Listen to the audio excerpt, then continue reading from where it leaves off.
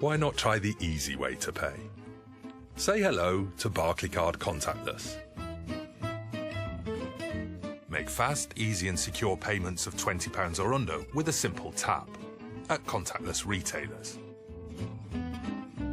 There's no need to fumble with cash or enter a PIN, contactless card, pay tag or mobile. With so many ways to pay, there's no reason not to. Megyünk. Trenitália, új világrend, új Babilon, nagy Babilon. Ez a kicsi készülék ugyanazt a funkciót tölti be, mint benne az a telefonfülke. Itt is benn van a kamera, a lehallgató készülékek, és a Verichip olvasó már megjelent. Okay, Google now. Play Miguel. Moto X responds to you even when your hands are full. No need to press, tap, or wave to get it to play your music. Oh, yeah, this is better. Oh, you got a text message. It's from Sharon. Your fingerprint is one of the best passwords in the world. It's always with you, and no two are exactly alike. So it made perfect sense to create a simple, seamless way to use it as a password. With just a touch of your home button, the Touch ID sensor quickly reads your fingerprint and automatically unlocks your phone. You can even use it to authorize purchases through our stores for music, movies, TV shows, apps, and books. The sensor uses advanced capacitive touch to take, in essence, a high-resolution image of your fingerprint from the subepidermal layers of your skin. It then intelligently analyzes this information with a remarkable degree of detail and precision. It categorizes your print by one of three basic types: arch, loop, or whorl. It maps individual details in the ridges that are smaller than the human eye can see. Droid.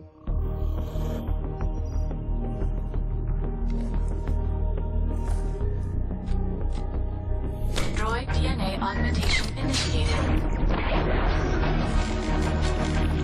Neural speeds increasing to 4G LTE. Brain upgrading to a quad-core processor. Predictive intelligence with Google Now complete. Introducing Droid DNA by HTC. It's not an upgrade to your phone, it's an upgrade to yourself. More information on the Mark of the Beast cell phone and how it's morphing into the Mark of the Beast right before all of you human beings' very eyes. In February, we posted a report titled, "Could this be the year that Apple introduces the iWallet?" In that report, we talked about ISIS along with Canada's new mobile payment system called Nstream that is backed by TELUS, Rogers and Visa, but to name a few. Their service is set to launch this fall as well. At the end of the day, we're likely to see Apple introduce their iWallet product within the next year and hopefully as early as the release of their next premium iPhone. After 2.5 years in the making, Apple's many iWallet patents will finally come to life. You hear that, people? iWallet. This is just the beginning of being able to have it to buy and sell with a cell phone. This is just the beginning of it. And you people are running right into it. And you don't see it coming. You don't see the freight train coming. You don't see it. All you see is that this is wonderful and it is making your life easier. Well, you know what? It's making your life into a living hell and you don't even realize it. No person of God should even associate themselves with anything from Apple. Apple should be banned. And I know I'm just one person taking on a giant. Taking on big bad Apple. The geniuses. You know, the big geniuses that, you know, build a world. Or who's a little man like me to take them on, to call them out? Well, I'm calling out Apple. And I'm saying that the people of God should just turn their back on Apple. Throw your Apple products away. Anybody just looking at their emblem of the apple alone should make you run the other way. If you have any knowledge of the scriptures, just the view of the apple should make you run the other way. If you know what I'm talking about, and I'm not going to get into the apple, because you should know it already. ISIS, just look it up, Apple's iWallet. See how everything by all of these companies, Apple, Android, TELUS, all of these companies, AT&T, Mobility, T-Mobile, Verizon, all of them are behind the mark of the beast. They're all competing to own your life. And you people don't even see it coming. It's right here now. The cell phone, look into it. Look into it. I want you people to wake up.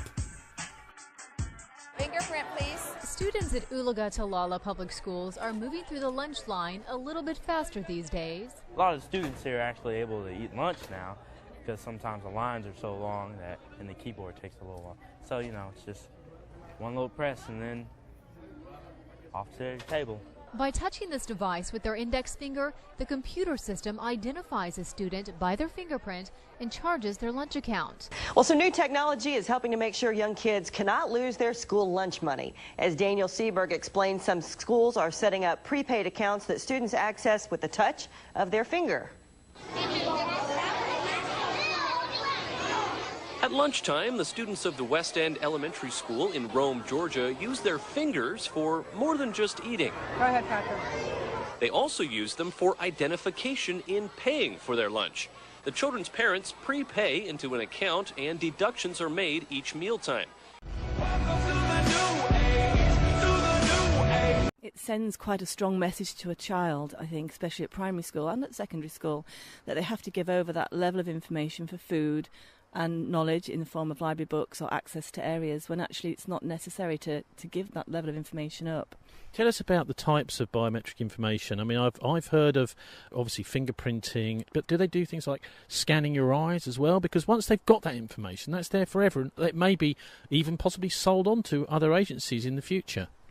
In the UK, we were the first country in the world to start using biometrics in schools, and initially they were using fingerprints. But we've also had iris scans, palm scans, facial recognition. But the predominant technology that seems to work well in schools is fingerprint technology. Interestingly, in 2007, David Smith, the Deputy Information Commissioner, said to a House of Commons Select Committee that if the police wanted to access the database of the school to see if they could solve a crime, they could do, and not necessarily tell the child or the parent that they'd had access to that information. So once you give up that information, you don't actually know where it's going to go. We've not got a great track record in this country with the police DNA database. So certainly for me, myself, personally, I wanted to exercise prudence, but I almost wasn't given the decision because the head teacher told me that she could actually take my children's fingerprints and not tell me about it, which is actually completely true. So hence the campaigning to try and gain consent from parents. So when I looked into it, the Data Protection Act that we have in the UK, technology is running at a faster rate than the laws are changing.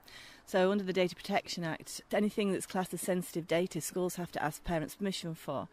So racial type, ethnicity, and biometric data wasn't classed under that. So technically schools could harvest children's biometric data in whatever form they wanted to and not inform their parents they had a database of it. What sort of excuses or reasons are given that this technology is actually useful, helpful, and actually going to be good for the children and good for the school? I think initially these systems are sold to schools in order for them to save time, to be more efficient. But in order to convince parents that it is good for the child, there's been instances of the schools saying, well, it improves eating habits, it improves reading habits. How does it improve an eating habit or a reading habit? I don't know. It's never been proved. There's been no sort of good analysis data that's been shown to me that that's the case. I mean, if you want to improve reading habits, then, there are other ways to encourage children rather than use fingerprint biometrics to get a library book out. But yes, we've had iris scans that were trialled, infrared face scans, infrared palm scans, infrared fingerprint scans. From my point of view, I've just sort of looked over the past since 2005 to 2012 at what's happening to the UK school population, and the biometric industry seems to have come in and tested different types of biometrics in different ways, in different situations, like library books, payment systems, locker access. And I think the biometric of choice seems to be the fingerprint. That seems to be the most efficient one. Now, another type of monitoring is this RFID chip. What does the RFID stand for, and what different types of that are there? Well, RFID stands for radio frequency identification. And there are two types of RFID chips. And the ones that we are most familiar with as adults, and the only ones that we actually use, really, are passive chips. So Oyster card is a passive chip. The Barclays Connect card is passive. It's when you can swipe a card near to a reader and it's contactless technology basically, you're not contacting it, and then it exchanges information, and then the card goes back to sleep again when you put it in your wallet, essentially. So the idea is that if it's a passive chip, that you're putting it near a sort of antenna which is constantly scanning, and it detects the chip and somehow gets a reading from it. That's right, yeah. And that type of RFID is used in schools in the UK for photocopier use and I think a little bit of access control, though it's not very prevalent. But there's another type of RFID, which is active RFID. So essentially you carry an antenna on you, and sensors around, say, a school can pick up where you are and triangulate you. That has been happening in the States, and there was some controversy last year when a schoolgirl had refused to carry it around with her because of religious reasons, but actually privacy-wise it's very invasive because the school potentially can see where your child is all the time, which could be a good thing. It could protect the child's safety. But there are a number of issues that come up when children are using this type of technology, because when the obvious one would be the child would give its RFID card to another child and then go off premises. And in all intents and purposes, the school is then lulled into a false sense of security, knowing where the child is, but it actually doesn't. So well, maybe they all start thinking we're going to have to fix these chips to the children, maybe even embed them inside their skin or something. That's a sort of excuse that you can almost imagine them saying, well, we can't allow the children to be exchanging their active RFID chips.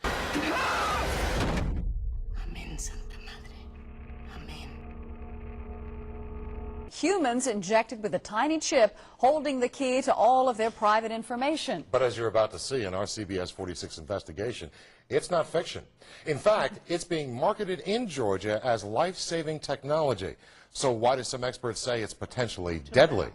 We're trying to bridge that gap from a silicon wafer type of electronics to a biological tissue-like electronics to really blur the distinction between electronics and the body.